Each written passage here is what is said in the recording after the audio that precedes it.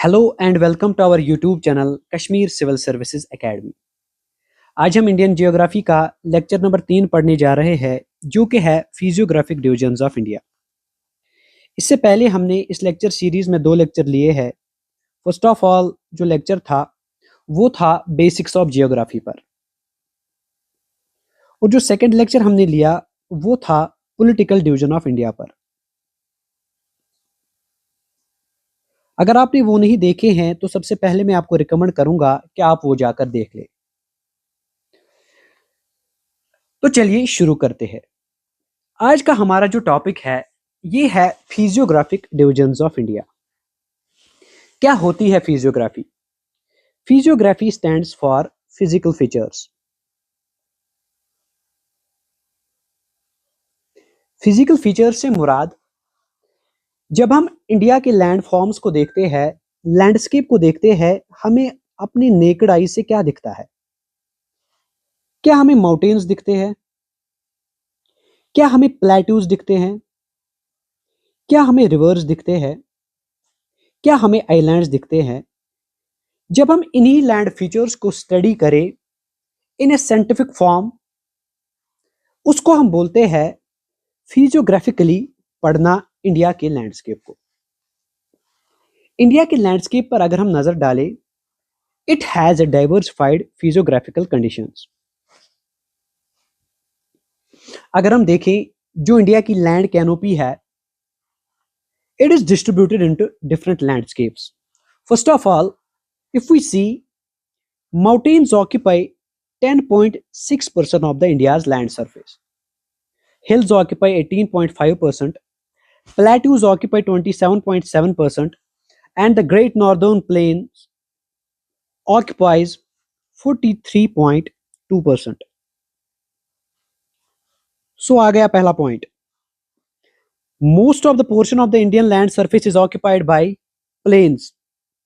And how much it is? It is 43.2%. Followed by the plateaus, it is 27.7%. Then followed by the hill canopy of 18.5%, followed by the mountain canopy of 10.6%.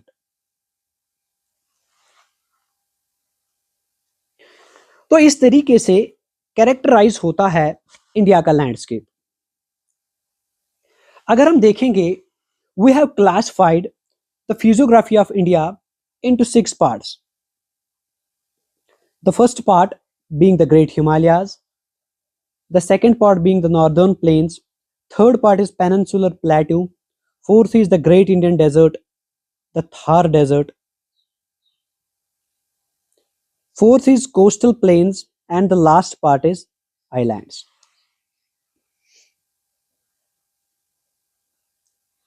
तो first of all हम start करते हैं the great Himalayas. अगर हम great Himalayas पे नजर डालें, first point to be noted is Himalayas are young mountains. Young mountains से मुराद है they are recently formed.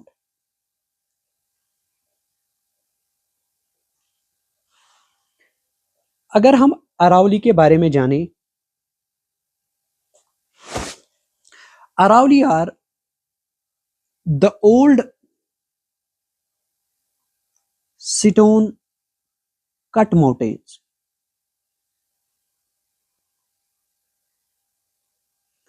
Old से मुराद ये बैक इन पास्ट बने हैं, more than hundreds of years, and due to the denudation they are in deteriorated form. लेकिन उसके कंपैरिजन में जो हमारे हिमालयाज है ये है यंग माउंटेन्स, पहला पॉइंट। दूसरा पॉइंट जो है, they are the fold mountains. Fold mountains से मुराद they are formed by the convergence of plates. अब ये कौन कौन से प्लेट्स है? ये प्लेट्स है Indo Australian plate, and Eurasian plate. जो तीसरा पॉइंट हमें नोट करना है वो ये है, they run from west to east direction. They are the loftiest of the mountains and most rugged barrier in the world. अगर हम देखेंगे ये जो हिमालयाज है, they cover about 2500 kilometres in length, starting from the Jammu and Kashmir in the west to the Arunachal Pradesh in the east. अगर हम देखेंगे हिमालयाज की जो लेंथ है वो वेरी करती है। जम्मू कश्मीर में इसकी एवरेज लेंथ है 400 kilometre, that is it has a westward extension of 400 kilometers and the eastward extension of about 150 kilometers in Arunachal Pradesh. तो मैक्सिमम पोर्शन इनका वेस्ट साइड में एग्जिस्ट करता है और कम पोर्शन ईस्ट साइड में एग्जिस्ट करता है। अगर हम देखेंगे जिस तरीके से लेंथ की वेरिएशन होती है इसी तरीके से आल्टीट्यूड की भी वेरिएशन होती है। जो वेस्ट वाला साइड है इसमें हम देखेंगे बहुत कम आल्टीट्यूड की वेरिएशन पाई जाती है comparable to the east side. यहां पे हम देखते हैं बहुत ज्यादा वेरिएशन होती है आल्टीट्यूड की। तो हिमालयाज को हमने क्लासिफाई किया है 5 पोर्शंस में। First portion is trans Himalayas, second is the greater और इनर हिमालयाज जिसको हम हिमाद्री भी बोलते हैं, third being the lesser Himalayas also known as Himachal, fourth one is Shivaliks, and the fifth one being the eastern hills which are also known as Purvanchal. अगर हम India के map पे नजर डालें, this middle line,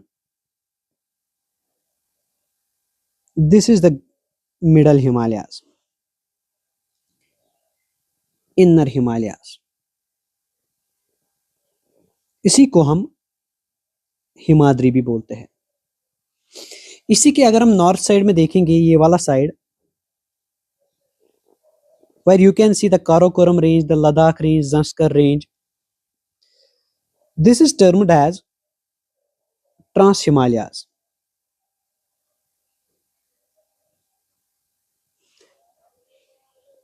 And the portion south to the middle Himalayas, this portion is called Lesser Himalayas, or we can say Himachal. After that we see Shivaliks, and in the east portion we see the small hills. These are termed as Purvanchal hills.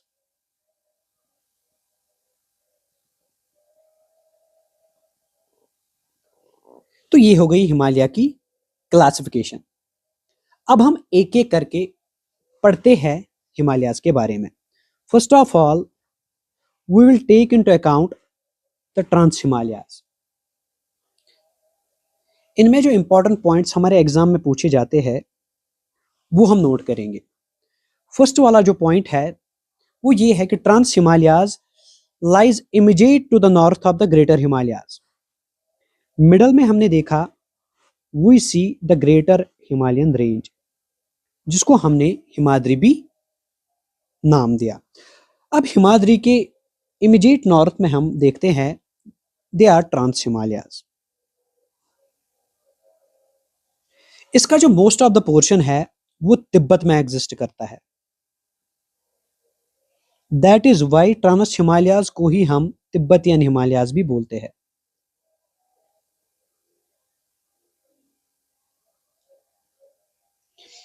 अगर हम देखेंगे इनकी जो average length है वो 1000 kilometres है।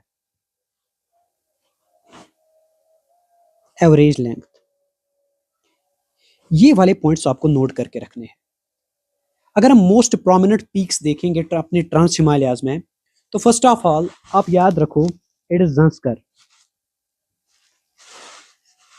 Second one is K2, जिसको हम गॉडविन ऑस्टिन भी बोलते हैं। The third range is Ladakh range, another range is Kailash range and the Karakoram range. These are the parts of Trans Himalayas.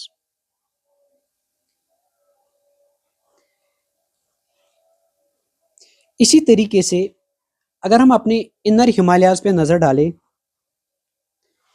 It's the most continuous range, जिसमें loftiest peaks पाए जाते हैं, जिनकी एवरेज लेंथ 6000 मीटर्स है। That means कि 6 kilometres, बड़े बड़े ranges. इसी में ऑल द प्रोमिनेंट पीक्स पाए जाते हैं। और इसमें आपको जो इंपॉर्टेंट फीचर याद रखना है, these peaks are composed of granite. ये वाला क्वेश्चन आपके एग्जाम में पूछा जा सकता है। The inner Himalayas are mostly composed of, वहां पर लिखा होगा सैलिशियस डिपॉजिट्स, ग्रेनिटिक डिपॉजिट्स, तो आपको उस टाइम पे आंसर देना है ग्रेनिटिक डिपॉजिट्स। ये जो होते हैं, ये जो पेरेनियली स्नो बाउंड होते हैं, एंड इसमें हम मैक्सिमम ग्लेशियर्स देखते हैं। अगर हम इसकी प्रोमिनेंट पीक पे नजर डालें, जो कि हम सबको पता है, इट इज माउंट एवरेस्ट, जिसकी लेंथ अक्सर एग्जाम्स में पूछी जाती है। It is 8848 metres. लेकिन आपको ये याद रखना है, it's not found in India. This range exists in Nepal. अगर आपसे पूछा जाए which is the highest peak in Himalayas, आपको लिखना है माउंट एवरेस्ट। बट अगर आपको स्पेसिफिकली इंडिया के बारे में पूछा जाए, उस टाइम पे आपको लिखना है इट इज कंचनजंगा। इसकी जो हाइट होती है वो होती है 8598 metres. This is the highest peak in India. लेकिन आपको अगर हिमालय पूछा जाए तो उस टाइम पे आप माउंट एवरेस्ट लिख सकते हो। इसके बाद हमारे इनर हिमालयाज में और भी बड़े बड़े पीक्स पाए जाते हैं, जिनमें हमारा आता है नंगा पर्वत और अन्नपूर्णा। ये चीजें भी आप याद रखोगे। आपसे पूछा जा सकता है which of the following peaks is found in inner Himalayas, वहां पे दिया होगा कंचनजंगा, अन्नपूर्णा, और यहाँ की एक पीक दी गई होगी गॉडविन ऑस्टिन K2। तो आपको आंख बंद करनी है और ये वाली पीक मार्क करनी है। इस तरीके से हम ये चीजें पढ़ते हैं और आपको इसी तरीके से याद रखनी है। ये जो हमारी तीसरी क्लासिफिकेशन है, इसको हम बोलते हैं लेसर हिमालयाज, और इसी को हमने नाम दिया है हिमाचल। अगर हम इसमें आल्टीट्यूड की वेरिएशन देखें, it is 3700 to 4500 metres, and इसकी जो एवरेज विड्थ है वो 50 किलोमीटर्स है। यही वाले पॉइंट्स है जो आपको नोट करने हैं, और यही वाले क्वेश्चंस आप अपने एग्जाम में एज सच देखोगे। अगर आप देखोगे, ये जो हमारी पीर पंजल रेंज है, it forms the longest and the most important range, that is Dhauladhar and Mahabharat range. ये किस में पाए जाते हैं? ये भी हमारे लेसर हिमालयाज में पाए जाते हैं। आपको मैं एक निमोनिक ट्रिक दिखाऊंगा आगे, जिससे आपको फ्रॉम नॉर्थ टू साउथ और ईस्ट टू वेस्ट ये मुंह जुबानी याद रहेंगे। लेकिन अभी के लिए आप देख लो। अभी के लिए आपको याद रखना है आल्टीट्यूड की variation different parts of Himalayas में क्या है, और इनमें कौन कौन से प्रोमिनेंट पीक्स पाए जाते हैं। वो हम अभी डिस्कस कर रहे हैं। इसी के बारे में अगर हम देखें, it consists of famous valleys. ये वाला क्वेश्चन भी आपसे पूछा जा सकता है। ये जो कश्मीर वैली है, या आप देखते हो कांगड़ा वैली जो कि हमारे हिमाचल प्रदेश में पाई जाती है, कुल्लू वैली जो कि वो भी हिमाचल प्रदेश में ही है, ये सारे हिल स्टेशंस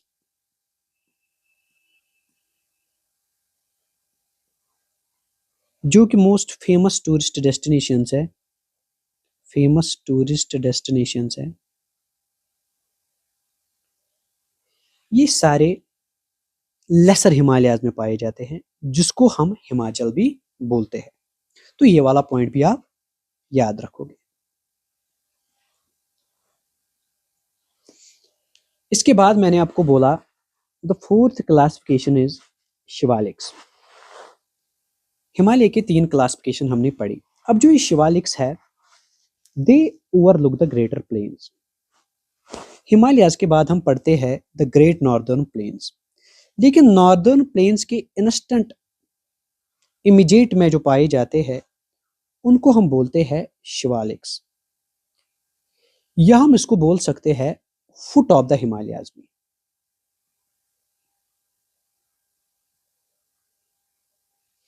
इनके बारे में जो नोटवर्दी पॉइंट्स है वो ये है कि जो इनकी ऑल्टीट्यूडनल वेरिएशन है, it is between 900 to 1100 kilometres and width varies between 10 to 50 kilometres. That means कि लेसर हिमालयाज से भी कम। जो लॉन्गिट्यूडनल वैली है जो लाई करती है हिमाचल एंड शिवालिक्स के बीच में, उनको हम बोलते हैं डून्स। आपसे पूछा जा सकता है longitudinal valleys that lie between Himachal and Shivaliks, what are they called? You know that they are called dunes. और जो हमारे इंडिया में फेमस दून्स पाए जाते हैं वो है देहरादून, आपने नाम भी सुना होगा, कोटली दून और पतली दून। तो ये हुए शिवालिक्स। इसके बाद हम डिस्कस करेंगे eastern hills and mountains. Eastern hills को मैंने आपको बोला, इनको हम पूर्वांचल भी बोलते हैं। तो हम देखेंगे ये जो हमारा ब्रह्मपुत्र है, it marks the eastern border of the Himalayas. अगर हम देखेंगे ये जो ब्रह्मपुत्र है, ये यहां पर अरुणाचल प्रदेश पे अपना कोर्स चेंज करता है, अपनी डायरेक्शन ही चेंज करता है दीज पूर्वांचल हिल्स पे। तो वहां पर एक जॉर्ज बनती है, एक लार्ज वाटर बॉडी है जिसको हम जॉर्ज बोलते हैं, उसका नाम है दिहांग जॉर्ज। ये वहां पर बनती है जहां पे Himalayas bend sharply toward south and for the eastern hills.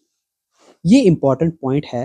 वहां पे जो शेप बनती है, इस तरीके से कुछ शेप बनती है, इस शेप को हम क्रीसेंट शेप बोलते हैं।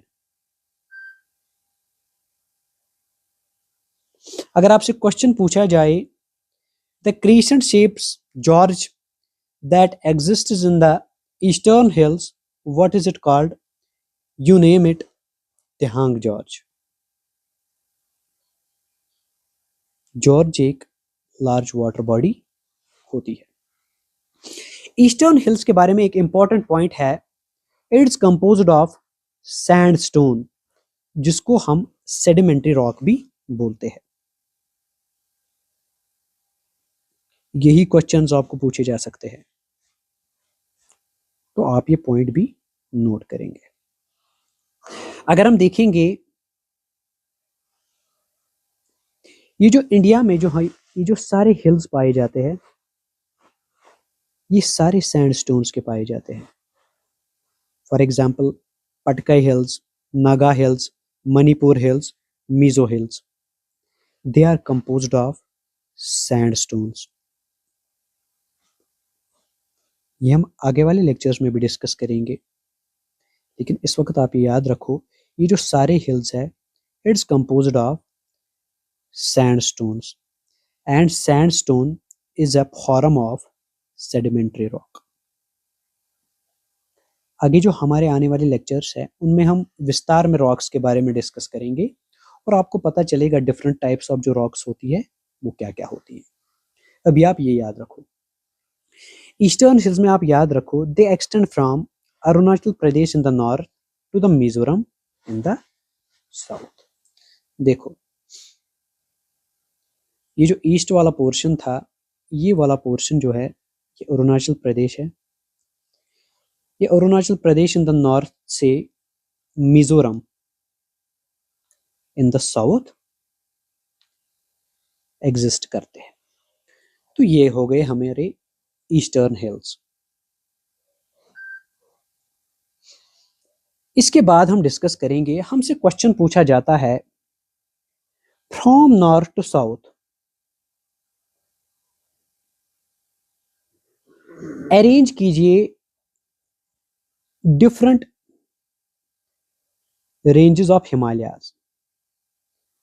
अगर आपको ये याद नहीं होंगे तो आप ये क्वेश्चन गलत कर सकते हो। मैं आपको एक निमोनिक ट्रिक बताता हूं जिसकी वजह से आप ये याद रख पाओगे। फर्स्ट ऑफ ऑल अगर हम मैप पे नजर डालें, फर्स्ट ऑफ ऑल जो हमारी रेंज है नॉर्थ में जो एग्जिस्ट करती है वो है काराकोरम रेंज, उसके बाद है लद्दाख रेंज, उसके बाद है जंस्कर रेंज, और उसके बाद यहाँ पे जो रेंज है पीर पंजल रेंज, और इसके बाद आती है धौलाधार। आपसे कभी कभार क्वेश्चन पूछा जा सकता है which range exists between Zanskar and Dhauladhar. तो आप ये नेचुरली है, आपको इतना याद नहीं रह सकता है, लेकिन अगर आप ये निमोनिक टेक्निक याद रखोगे, कल जाना पीने दूध, KLZPD, कल जाना पीने दूध।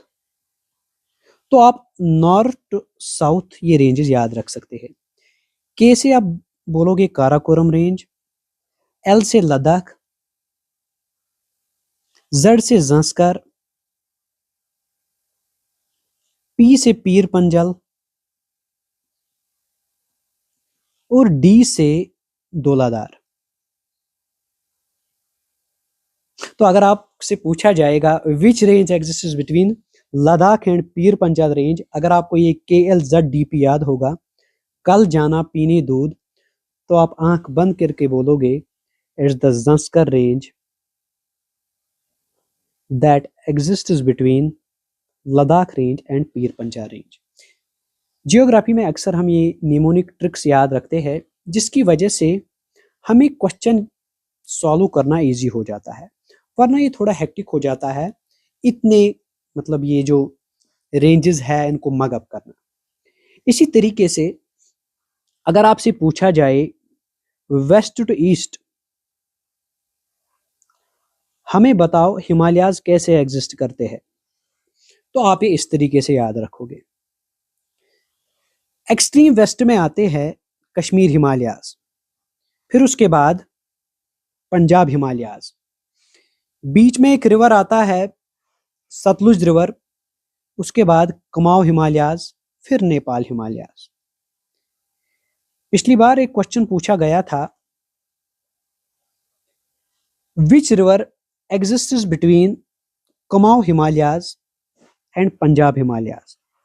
तो अगर आपको ये मैप माइंड में रहेगा आप आराम से आंसर दे सकते हो Sutlej river. This is how geography questions have to be tackle down. आपको मैप माइंड में होना चाहिए, तब आपको प्रॉब्लम नहीं होगी कोई भी क्वेश्चन सॉल्व करने के लिए। फिर आपको बहुत सारी चीज मगअप करने की जरूरत भी नहीं है। जब आपको मैप माइंड में होगा तो आप कोई भी क्वेश्चन कर सकते हो। इसीलिए मैंने इस लेक्चर सीरीज में मैप्स पर खास फोकस डिवाइस किया है ताकि आप in terms of maps different questions को टैकल डाउन करो। इसी तरीके से अगर आपसे पूछा जाए which river exists between Sikkim Himalayas and Nepal Himalayas. तो अगर आपको ये मैप माइंड में होगा तो आप आराम से बोल सकते हो Arun river. East west extension भी याद रखो, और ये भी याद रखो हिमालय की किस रेंज में के बीच में कौन सा रिवर पास करता है। ये जेके एसएसबी का फेवरेट क्वेश्चन होता है वेरियस एग्जाम्स के लिए। तो ये हो गया east west diversion of Himalayas. इसके बाद हम दूसरा रिलीफ फीचर डिस्कस करेंगे जो कि है northern plains. Right immediate to the Shivaliks, मैंने आपको बोला there exist the great northern plains. ये वाला जो ऑरेंज वाले पोर्शन से हमने डिनोट किया है, ये है द ग्रेट नॉर्दर्न प्लेन्स। अगर हम देखेंगे जो फर्स्ट पॉइंट हमें नोट करना है नॉर्दर्न प्लेन्स में, वो है it is spread over 7 lakh square kilometres. याद रहे जब भी हम एरिया की बात करें we deal in square kilometres. इसमें हम देखते हैं it is formed by the interplay of 3 major rivers, जिनमें हमारा इंदस आता है, हमारा गंगा आता है और ब्रह्मपुत्र आता है along with their tributaries। और इन्हीं का जो कैचमेंट एरिया है वो फॉर्म करता है हमारे great Indian northern plains. 3 rivers main है इसमें, Indus, Ganga and Brahmaputra and their tributaries. अगर आप देखोगे it consists of alluvial soil. This point is noteworthy, which has been deposited over millions of years, about 2400 kilometers long,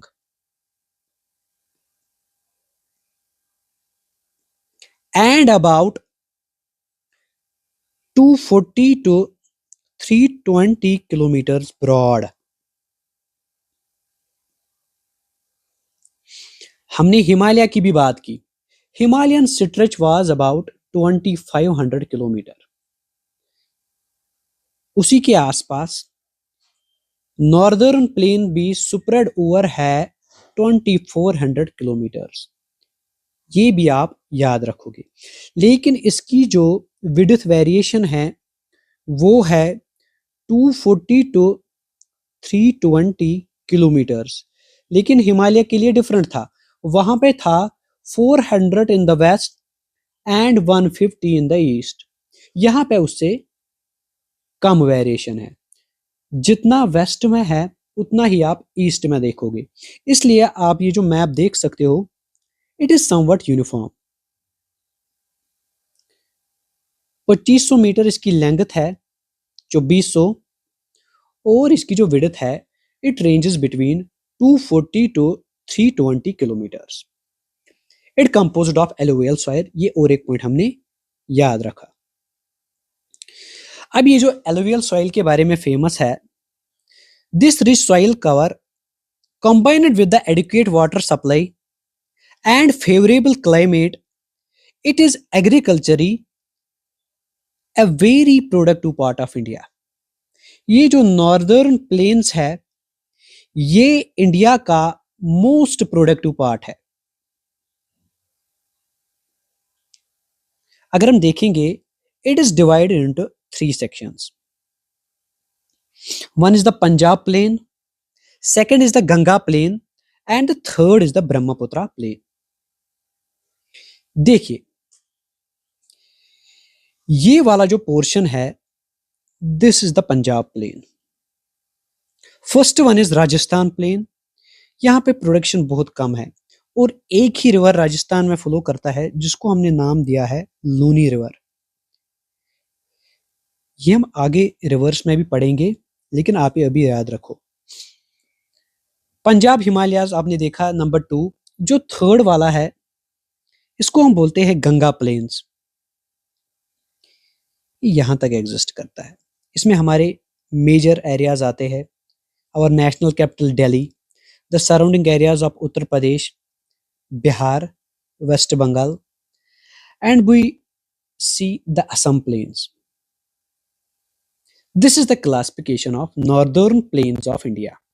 First is the Rajasthan plains, second is the Punjab and Haryana plains, third is the Gangetic plains, and the fourth one is the Brahmaputra plains. अब हम इन plains को one by one discuss करेंगे. First of all Punjab plains. अगर हम देखेंगे from the western part of the northern plain we see the Punjab plains. ये किस किस रिवर से बनते हैं? It's formed by the rivers of Indus and its tributaries. And इसका जो मेजर पोर्शन है वो पाकिस्तान में एग्जिस्ट करता है. आपने सुना होगा पंजाब चूंकि पाकिस्तान में भी मैक्सिमम पोर्शन एग्जिस्ट करता है, तो this is somewhat the part of Pakistan as well.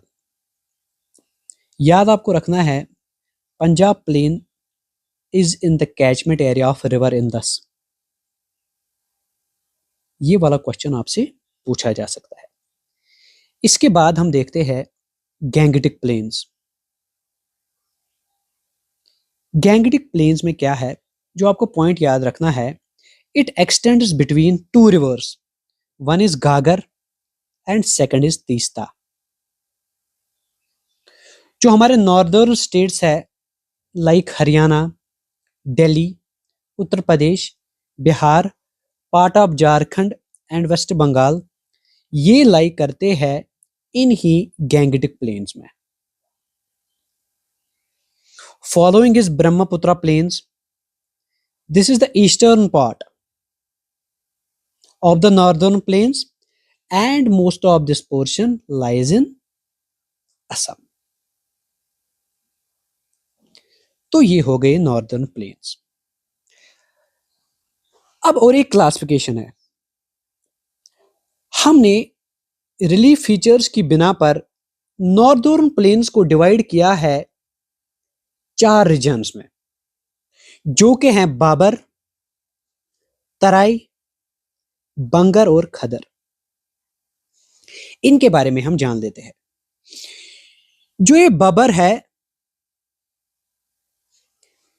ये आप याद रखोगे, after descending from the mountains the river deposits pebbles in a narrow belt, जो कि आप इस इमेज में देख सकते हो. रिवर जो ही हिमालय से फ्लो करके आते हैं प्लेन्स की तरफ, वो डिपॉजिट्स करते हैं पेबल्स एक नैरो से बेल्ट में. उसको हम बाबर बोलते हैं. BHABAR. यहां पर स्पेलिंग इंपॉर्टेंट है. इसकी अगर हम विड्थ देखें, इसकी width is about 8 to 16 kilometres. And आपको याद रखना है last portion of Himalayas was Shivaliks. This Bhabar lies parallel to the Shivaliks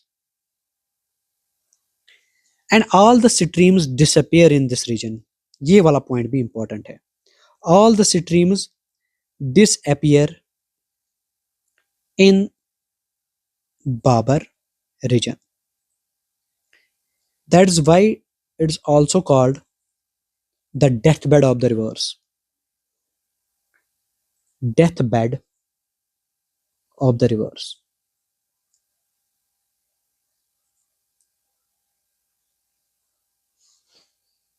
These are the important points about Babar. इसी तरीके से जो सेकंड क्लासिफिकेशन है वो है तराई. अगर हम देखेंगे जो region which lies toward the south of the Bhabar belt, अब हम बाबर बेल्ट से साउथ की तरफ जो ही जाते हैं, वहां पे जो रीजन एग्जिस्ट करता है उसको हम बोलते हैं तराई. ये तराई यहां पे स्ट्रीम्स रीअपियर होती है. बाबर में मैंने आपको बोला this is called the death bed of the reverse. यहां पे स्ट्रीम्स डिसअपियर होती है. लेकिन मैंने आपको बोला south of the Bhabar there exist the portion of the northern plains which we called as Terai, and in this portion the streams reappear, and this makes wet, swampy and marshy region, which we call as Terai. तो ये हो गई information Terai के बारे में। You see in the picture, this is wet and swampy region south to the Bhabar. Now comes the third classification of the northern plains, it's called as Bhangar. Bhangar आपको याद रखना है, it's the largest part of the northern plain and it is composed of old alluvial soil. They lie above the floodplains and resemble terraces. आप figure में देख सकते हो, it looks like a terrace. इसमें जो इंपॉर्टेंट पॉइंट है वो ये है, this soil is known as concurrent, Kankarand, and it is composed of calcareous deposits.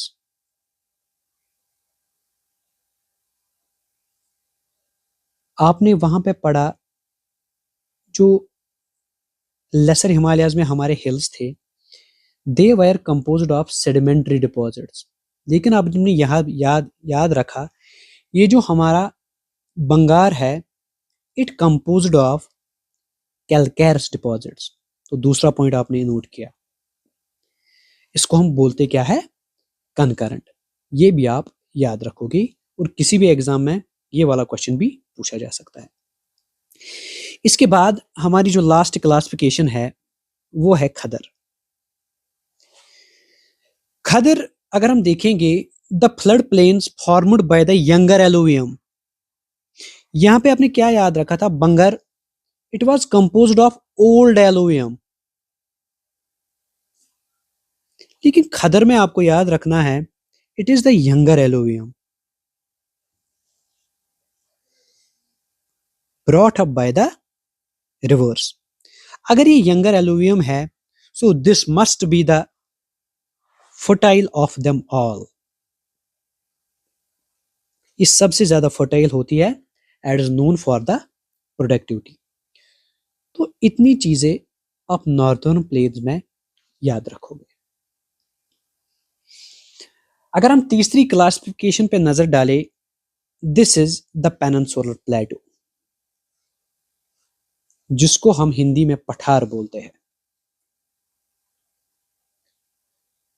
अगर हम मैप पे नजर डालें, this lies in the centre of the India.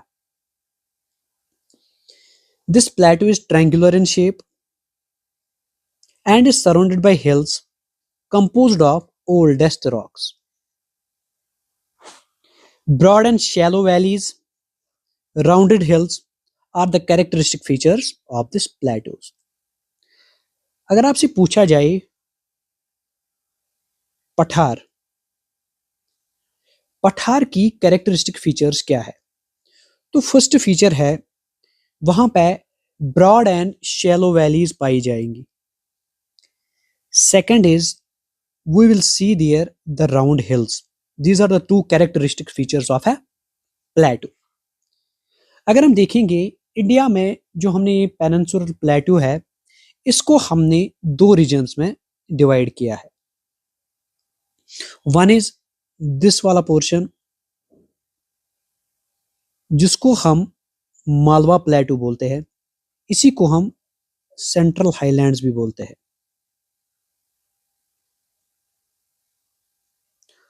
और जो ये इन्वर्टेड ट्रायंगल वाली शेप है,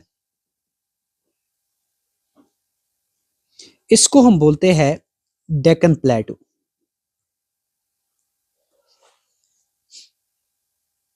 ये जो हमारे सेंट्रल हाईलैंड्स है और ये डेक्कन प्लेटो है, इट इज सेपरेटेड बाय, आप ये याद रखोगे, Vindhya and Satpura range.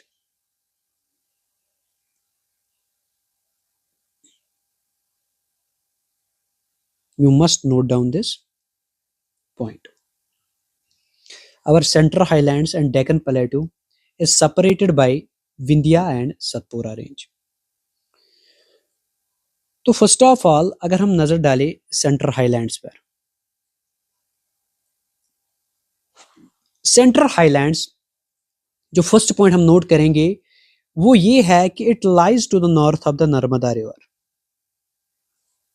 Narmada river आप याद रखोगे ये फ्लो करता है विंध्या एंड सतपुरा रेंज में से ही, लेकिन इट इज ए, अभी आप ये याद रखो, it is a west flowing river.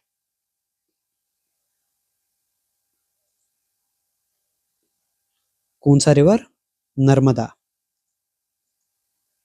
अगर ये वेस्ट फ्लोइंग रिवर है तो ये कहां जाता होगा? वेस्ट की तरफ। वेस्ट की तरफ हम देखते हैं इट इज, अगर हम ये देखेंगे this is the Indian map, यहां पे अरबियन सी है, यहां पे बे ऑफ बंगाल है, तो वेस्ट की तरफ अरबियन सी है। If it is a west flowing river so it must pour down in the Arabian sea. और एक रिवर मैं आपको बता दूं, नर्मदा एंड तापी, ये वेस्ट फ्लोइंग रिवर्स है।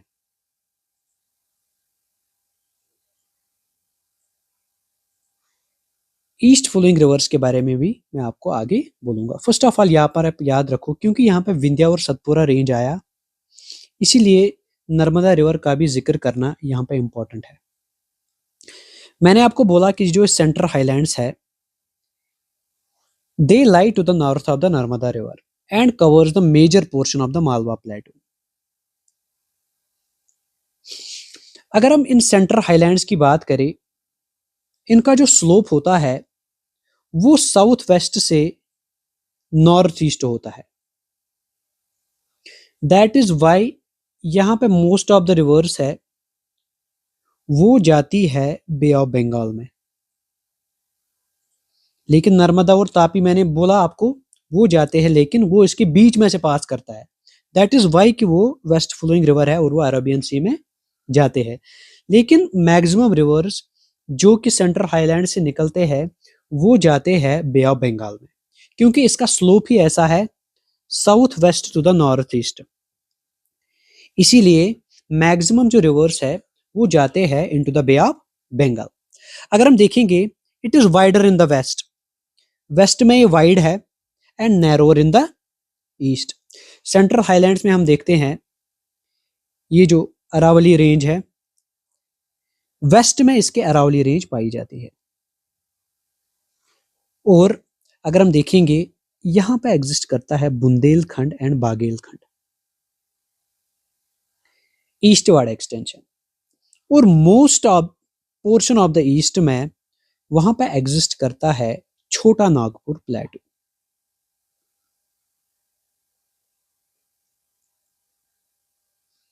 ये आपने जाना सेंट्रल हाईलैंड्स के बारे में। अब जो हमारा दूसरा पोर्शन है वो है Deccan प्लेटू।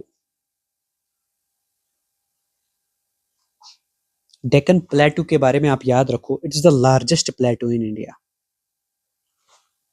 Making up of the most southern part of the country. ये लाई करता है south of the Narmada river. Central highlands मैंने आपको बोला they exist in the north of the Narmada river, और लेकिन हमारा जो डेक्कन प्लेटू है जो मैंने आपको बोला this inverted triangle shape, this lies to the south of the Narmada river and shaped as downward pointing triangle। इसी को हम इन्वर्टेड ट्रायंगल बोलते हैं, जैसा कि यहां पर आप देख सकते हो मैप पर। इसके बारे में प्रोमिनेंट फीचर ये है it is located between two mountain ranges, the western Ghats and the eastern Ghats. Now this is what how beautiful this geography is. मैंने आपको बोला this is the central highlands and inverted triangle मैंने आपको बोला this is what we call the Deccan plateau. अगर हम इस side से बात करें और इस साइड से बात करें This is Eastern Ghats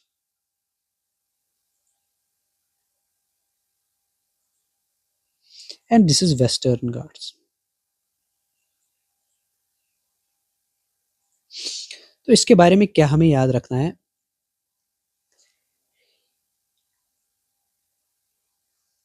ये जो एवरेज एलिवेशन है ना हमारे वेस्टर्न घाट्स की, वो 900 टू 1600 मीटर्स होती है। लेकिन कंपेरेबल टू अगर हम ईस्टर्न घाट्स की बात करें, वहां पे जो एवरेज एलिवेशन होती है वो होती है 600 मीटर्स। ये एक आउटस्टैंडिंग फीचर है between the mountain ranges of western Ghats and eastern Ghats. Western Ghats में बड़े बड़े माउंटेन्स पाए जाते हैं, कंपेरेबल टू ईस्टर्न घाट्स वहां पे छोटे छोटे माउंटेन्स पाए जाते हैं। तो अगर हम बात करें हमारे पेनिनसुलर प्लेटू की, पर्टिकुलरली डेक्कन प्लेटू की, it is separated from the Gangetic plain to the north by Satpura and Vindhyan range, जो कि हम ऑलरेडी डिस्कस कर चुके हैं, which forms it is northern boundary.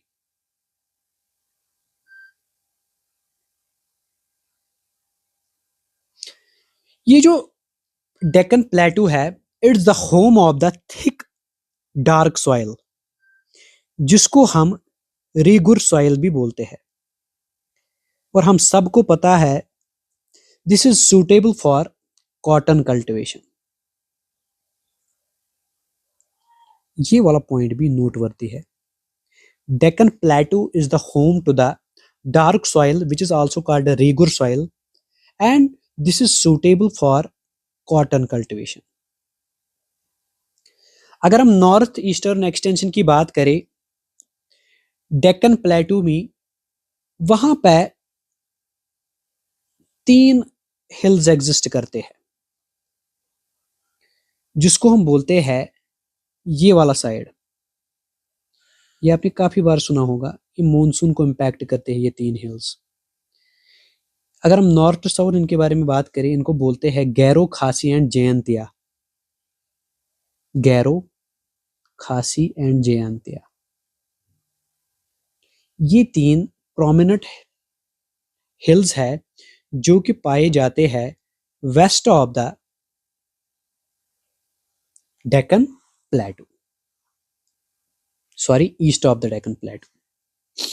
अब मैंने आपको एक पॉइंट बोला, हम देखते हैं जो वेस्टर्न घाट्स के माउंटेन रेंजेस का एलिवेशन है वो बहुत ज्यादा है कंपेरेबल टू ईस्टर्न घाट्स की माउंटेन का एलिवेशन।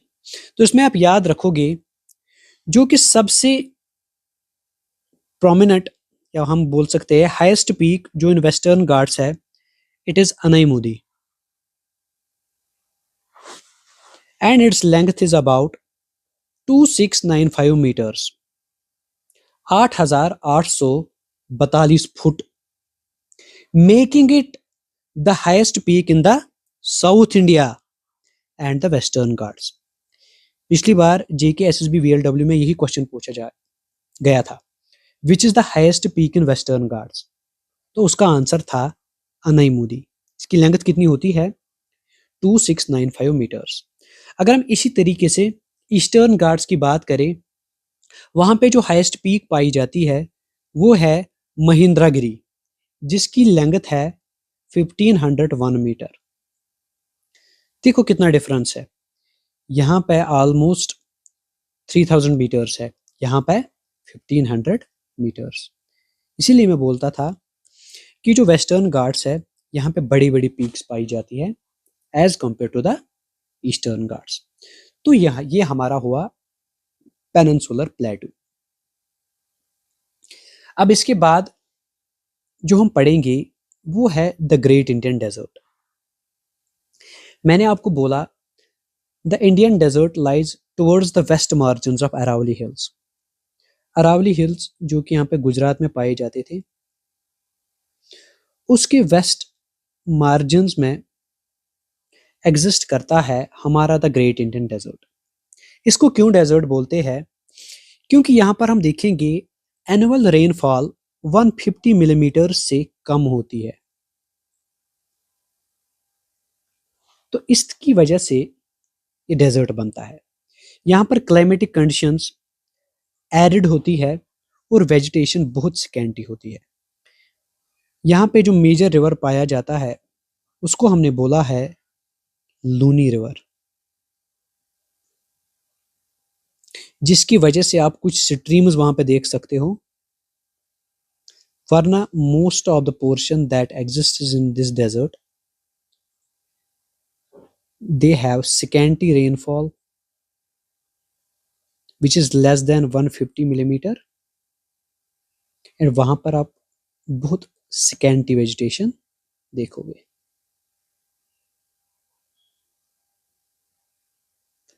इसका कुछ पोर्शन इंडिया में एग्जिस्ट करता है और कुछ पोर्शन पाकिस्तान में एग्जिस्ट करता है। दैट मीन्स डेजर्ट हम दोनों कंट्रीज शेयर करते हैं। इसके बाद जो और एक फिजिकल फीचर ऑफ इंडिया है वो है द कोस्टल प्लेन्स। ये इंपॉर्टेंट है, इस पे क्वेश्चंस बहुत सारे पूछे जाते हैं। इसको आप गौर से सुनोगे और ये सारे पॉइंट्स आप अपनी कॉपी पर नोट करोगे। तो कोस्टल प्लेन्स में जो आपको फर्स्ट पॉइंट याद रखना है वो ये है कि ये right next to the peninsular plateau exist करते हैं इन नैरो कोस्टल स्ट्रिप्स जो कि रन करते हैं along the Arabian Sea on the west and along the Bay of Bengal in the east. Bay of Bengal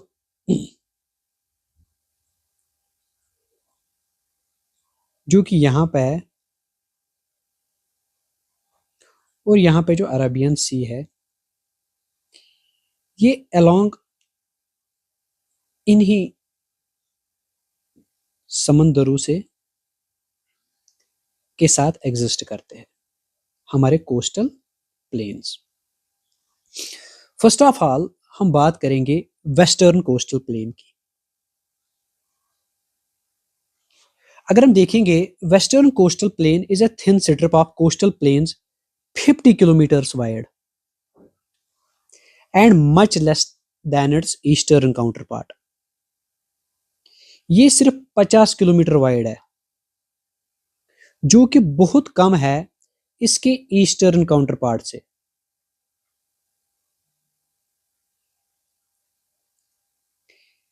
और ये स्टार्ट होता है from the south of the river Tapi. ये जो प्लेन्स है ये बिगिन करते हैं गुजरात इन द नॉर्थ और एंड होते हैं केरला इन the south, including the states of Maharashtra, Goa and Karnataka. अगर हम देखेंगे यहाँ पर कुछ गल्फ पाए जाते हैं like the Gulf of Kutch and the Gulf of Khambhat. ये northern part of western coastal plains exist करते हैं। अब मोस्ट इंपॉर्टेंट क्वेश्चन, हमारे वेस्टर्न कोस्टल प्लेन्स में कुछ इंपॉर्टेंट कोस्ट्स पाए जाते हैं जिनके बारे में हमेशा क्वेश्चन पूछा जाता है। आप याद रखोगे ये 4 कोस्ट, इसके बाहर आपको क्वेश्चन नहीं आएगा। फर्स्ट कोस्ट आप याद रखो, Kathiawar coast. It exists from Kutch to Daman. यहां से और एक क्वेश्चन पूछा जा सकता है, काठियावाड़ कोस्ट से कौन कौन सी नदी फ्लो करती है? तो आप याद रखोगे ये 4 नदियां हैं, नर्मदा, तापी, साबरमती और माही। इसमें से कोई भी ऑप्शन हो आंख बंद करके आप टिक मारोगे। Next is Konkan coast. It exists between Daman and Goa. Third question is Kanara coast. It exists between Goa and Cannanore. And last is Kanyakumari coast. It exists between Cannanore and Cape Comorin. तो ये 4 कोस्ट्स आपको जरूरी के जरूरी याद रखने हैं कोस्टल प्लेन्स में। अब हम देखते हैं इसी तरीके से eastern coastal planes. Wide stretch of land mass है जो कि एग्जिस्ट करता है ईस्टर्न घाट्स और बे ऑफ बंगाल के बीच में, जैसे कि आपने ये देखा। इसमें क्या आपको याद रखना है, ये प्लेन्स वेस्टर्न से बहुत वाइड होते हैं। स्ट्रेच कहां से करते हैं? तमिलनाडु से स्ट्रेच करते हैं to the south of the West Bengal. India के नीचे वाले मैप से यहां से स्टार्ट करते हैं और बंगाल पे खत्म करते हैं यहां तक।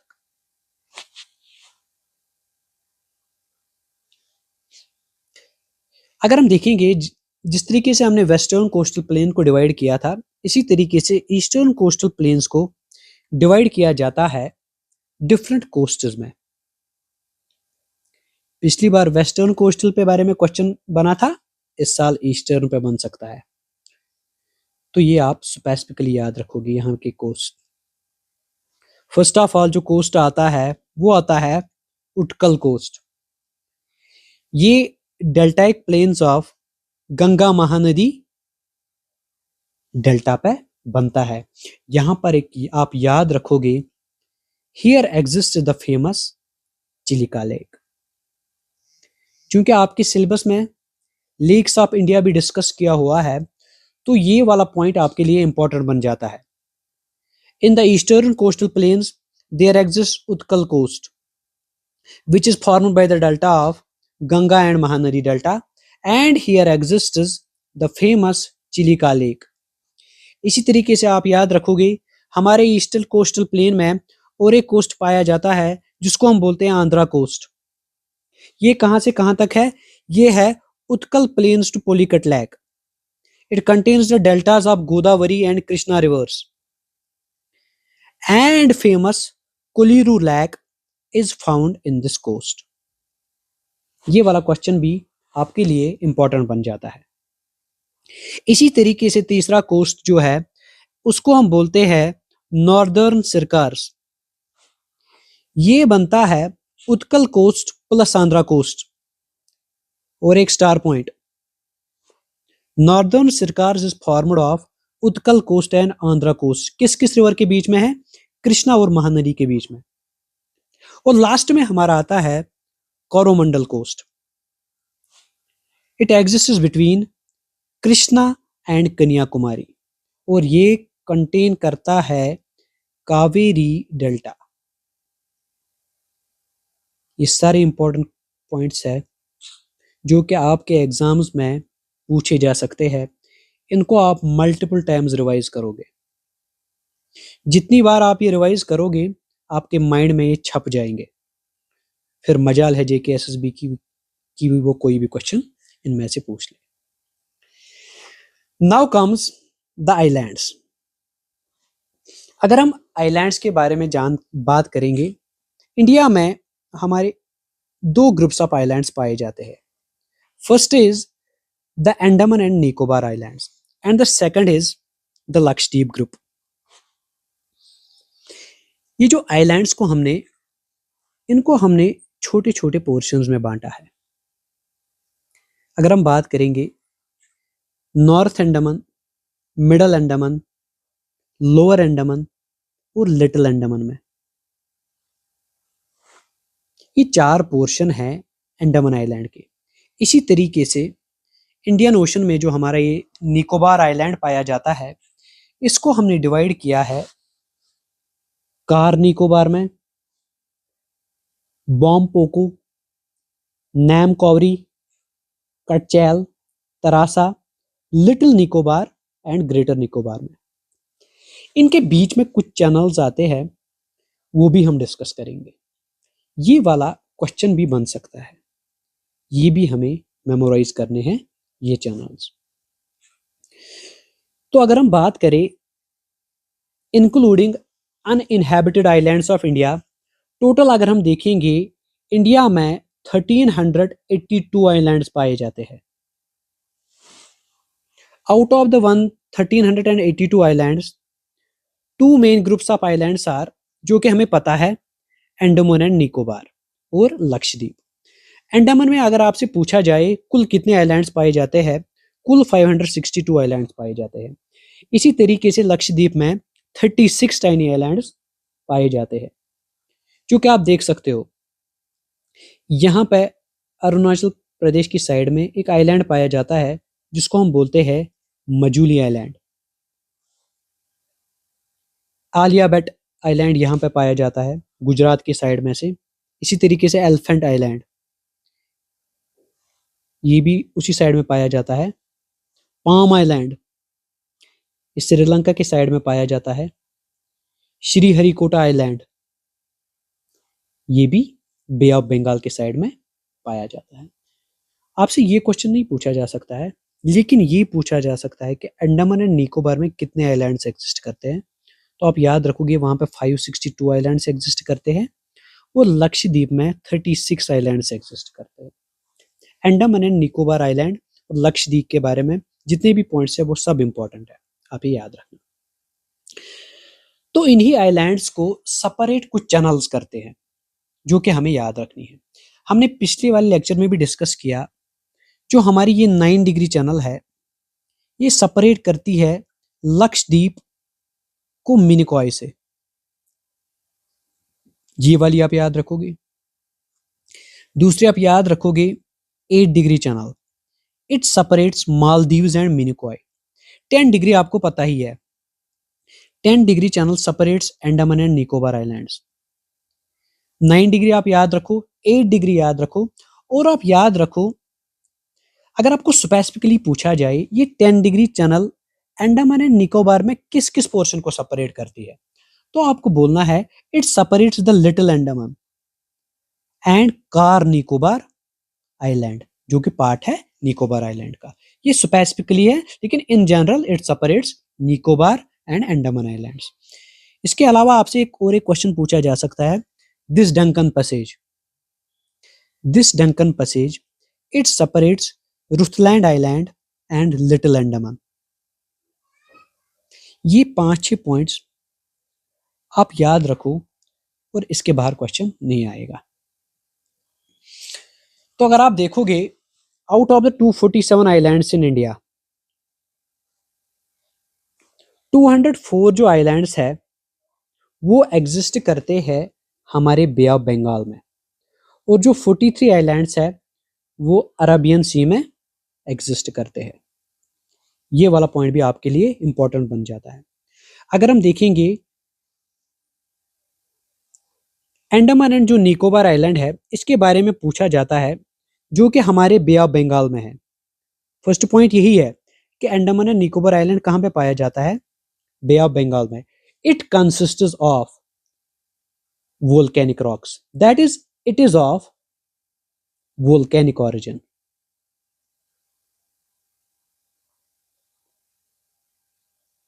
आप याद रखो ये वाला क्वेश्चन भी पूछा जा सकता है, और पूछा जाता है और पूछा गया भी है। और इसी तरीके से अगर आप याद रखना, ये जो लक्षद्वीप आइलैंड है जो कि अरेबियन सी के साइड में पाया जाता है, it is of coral origin, कि कोरल डिपॉजिट से बना हुआ आइलैंड है। और अंडमान एंड जो निकोबार है ये वोल्केनिक आइलैंड है। ये 2 पॉइंट्स आपके लिए इंपॉर्टेंट है जूनियर असिस्टेंट के एग्जाम के लिए, ये आप स्पेसिफिकली याद रखना। अब और एक फैसिनेटिंग बात आप सुनो, मैंने आपको पिछले वाले स्लाइड्स में बोला या पिछले वाले लेक्चर में स्पेसिफिकली कि Indira point is the southern most point of India, southern most point of India as per the NCERT texts. यहाँ पे हमने जितने भी न्यूमेरिकल्स डाटा मैंने जो आपको दिया है, it is extracted from NCERT, क्योंकि हमारे पास एनसीईआरटी एक ओनली ऑथेंटिक सोर्स है। बाकी बुक्स में वेरिएशन है इन फिगर्स के रिलेटेड, लेकिन हमारे लिए सबसे इंपॉर्टेंट जो सोर्स है वो एनसीईआरटी है, जिस पे हम क्लेम भी कर सकते हैं। बाकी के सोर्सेज पे थोड़ा मुश्किल है क्लेम करना। तो मैंने आपको बोला साउदर्न मोस्ट पॉइंट है इंदिरा पॉइंट, लेकिन क्या हुआ है, इंदिरा पॉइंट को हम सबसे पहले, आप ये वाला पॉइंट याद रखो, उसको हम बोलते थे पिग्मेलियन पॉइंट। इंडिया में एग्जिस्ट नहीं करता था, ये आइलैंड्स पे एग्जिस्ट एक जगह करता था। जो ही हमने इसको डिस्कवर किया, सबसे पहले इसको हमने नाम दिया पिग्मेलियन पॉइंट। लेकिन जब 2004 में सुनामी आई, अब ये पॉइंट वहां पे एग्जिस्ट नहीं करता है, लेकिन हमारी एनसीईआरटी टेक्स्ट्स ने ये मेंशन किया है। दैट इज वाई हम ये डिस्कस करते हैं कि साउदर्न मोस्ट पॉइंट इंडिया में इंदिरा पॉइंट ही है। तो ये आप याद रखोगे, ये कहाँ पे एग्जिस्ट करता है? ये करता है निकोबार आइलैंड पे, specifically exist in the islands of Andaman and Nicobar. So this was it from the lecture today. It concludes our physiographic division of India. Next lecture हम लेंगे ड्रेनेज सिस्टम ऑफ इंडिया पे, जिसमें हम डिस्कस करेंगे रिवर्स ऑफ इंडिया। उसके बाद हम lakes of India पढ़ेंगे, फिर उसके बाद क्लाइमेट, और आखिर में हमारा लास्ट वाला जो टॉपिक है वो है demography and census of India. आप ज़्यादा से ज़्यादा क्या करो, आप रिविजन करो, और पिछले एग्जाम्स में जो एमसीक्यूज पूछे गए हैं वो प्रैक्टिस करो, और आई एम श्योर कि आप जियोग्राफी में मैक्सिमम क्वेश्चंस कर पाओगे। सो मिलते हैं नेक्स्ट लेक्चर में। Till then have a good day.